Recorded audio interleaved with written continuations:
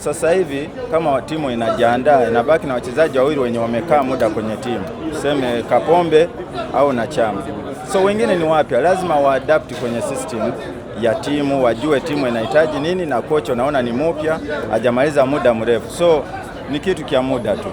Ukitazama pia kwa hichi ambacho nakiona kwa sasa na hii pressure ambao wana Simba na mashabiki wanaelekea katika mchezo mkubwa wa dabi ngao ya hisani, nini labda ungependa kuwapa neno wana Simba ambao wako na wanatazama kuelekea katika hicho ambacho kinaendelea?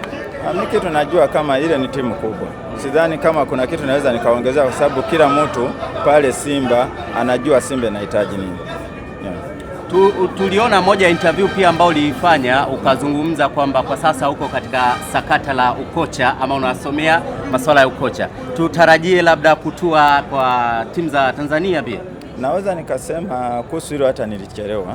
Wengine hata Ulaya anacheza, lakini baada ya ishajua anapanga na kuwa acha nisome ukocha, wakati nikiwa free nasoma hiyo scouting nayo nasoma, lakini ni kitu kenye tulikuwa nikifanye muda mrefu.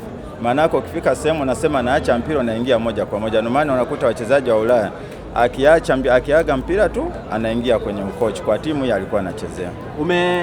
Umeshuhudia miaka 90 ya Simba na umeondoka na tuzo ama umeondoka na kile ambacho wamekutunuku wana Simba kwa mchango ulioufanya. Nini kwako na unajihisi katika waungwana hawa wa Simba ambao tayari umeshawatumikia? Ni kawaida kwa mchezaji, ukimaliza karia yako ya mpira na hujafanikiwa kupata heshima kwa klabu yote, manake hujawapa mafanikio yenye walikuwa wanahitaji kwa.